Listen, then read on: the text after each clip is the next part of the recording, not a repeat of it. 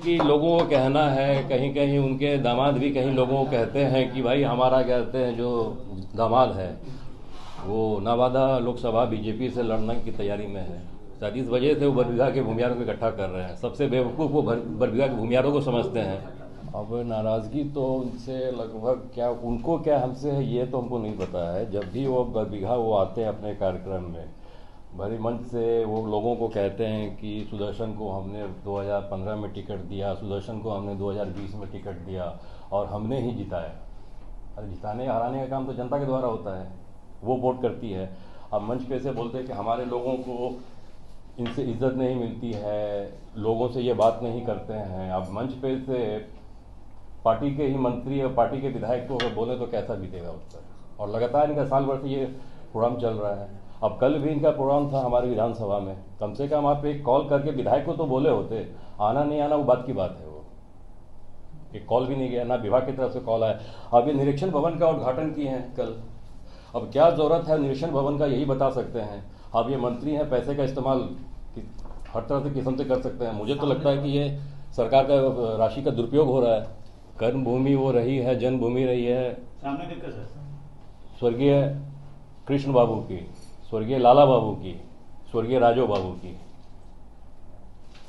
ना कि उनकी जन्मभूमि रही है। वो 1972 से राजो बाबू वहाँ पे विधायक हुआ करते थे। उनके पिता 1980 से विधायक हुआ करते थे। ये तो समझने वाली बात है, कर्म भूमि किनकी रही है वो। अरे बांस घाट जाने की बात तो उनके लिए तो बांस घाट किसी को भेजना आम बात है, आम बात है। हमारे स्वर्गीय राजो बाबू भी साजिश के तहत वो बांस घाट चले गए, हमारे पिता भी चले गए।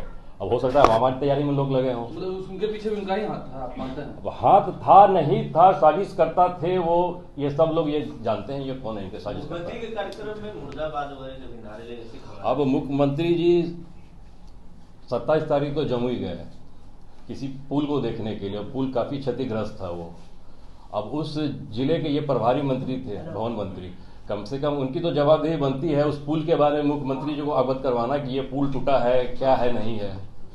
अब उनके कारण हमारे नेता को बात सुनना पड़ता है। पार्टी की छवि खराब हो रही है उनके कारण। अपने विधायक को ही कहते हैं वो अनाप शनाप बोलते हैं मंच पे से। अब वो क्या कर रहे हैं नहीं कर रहे, वो बेहतर वही जाने। आप दोनों एक ही पार्टी में हैं, फिर भी ऐसा क्यों हो रहा है? अब वो कहते हैं कि नहीं, वो कहते हैं सुदर्शन के अंदर बचपना है। अरे बचपना मेरे अंदर कैसे है? अगर हम पार्टी क्या कहते हैं, पार्टी से विधायक हैं और मंच पे से अगर मंत्री का हम कहते बुराई करेंगे तो लोग क्या कहेंगे? पर हमने कभी ऐसा नहीं कहा, ना कभी आपके सामने आने का काम किया। आज बेबस होकर आपके सामने हम आए हैं। उनको हर वक्त बरबीघा ही सूझता है, वहां के भूमियारों के साथ वो खिलवाड़ करते हैं, आपस में लड़वाना, यही सब काम रह गया उनका। अच्छा, आगे आपका क्या कदम होगा? मुख्यमंत्री से भी आपने मुलाकात की है, बात की है? नहीं, मुख्यमंत्री जी तो हमारे नेता हैं और नेता रहेंगे। उनसे हमने सारी ये बात कही है। अब इनको तो खुद समझ आ जाना चाहिए था कि कितना ये परेशान करेंगे अपने विधायक के, कहते हैं अपने विधायक को, अपने पार्टी के विधायक को। बचपना हमारे अंदर है कि उनके अंदर, उनको जाके देखना चाहिए ना। हमने तो कभी मंच पे से कहते हैं उनकी बुराई नहीं की। हमने तो कभी मंच पे से ये नहीं कहा कि हमारे वन मंत्री कहते हैं सही काम नहीं कर रहे हैं, गलत काम कर रहे हैं।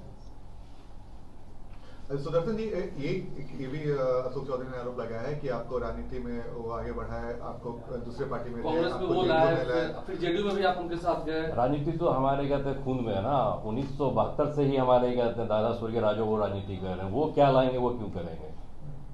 वो किसी को टिकट दे सकते हैं, जिता नहीं सकते हैं। वो जिताने हराने का काम जनता करती है, जनता का प्यार मिल रहा है। सुदर्शन जी, एक आपने गंभीर आरोप लगाया है कि एक खास जाति को टारगेट कर रहे हैं और इस्तेमाल कर रहे हैं। कौन? अशोक चौधरी के बारे में आपने आरोप लगाया कि खास जाति पर वो, मतलब आपने भूमिहार जाति के बारे में बोला कि भूमिहार के नेताओं को परेशान कर रहे हैं। ये आरोप का क्या है आधार? अब देखिए ना आधार क्या है, किस तरह बार बार वो हमारे विधानसभा में इंटरफेयर करते हैं, हमारे बारे में अनाप शनाप मंच पे से बोलते हैं। फरवरी का ये मामला है, मंच पे से बोले हमारे विधायक हैं, लोगों से नहीं मिलते हैं। अरे लोगों से नहीं मिलते तो किन से मिलते हैं हम? महीना में 20 दिन तो हमारा क्षेत्र में, गाँव में रहना होता है। अब उनके दिमाग में क्या चल रहा है, वो क्या करना चाह रहे हैं, बेहतर वही बता पाएंगे। बताइए ना क्या मंशा है। सर एक सवाल है जी, बरबीघा में अशोक चौधरी इतना इंटरेस्टेड क्यों हो रहे हैं? क्या परिवार के किसी को सेट करने के लिए इंटरेस्टेड? अब जैसे कि लोगों को कहना है, कहीं कहीं उनके दामाद भी कहीं लोगों को कहते हैं कि भाई हमारा कहते हैं जो दामाद है वो नवादा लोकसभा बीजेपी से लड़ने की तैयारी में है। शायद इस वजह से वो बरबीघा के भूमियारों को इकट्ठा कर रहे हैं। सबसे बेवकूफ़ वो बरबीघा के भूमियारों को समझते हैं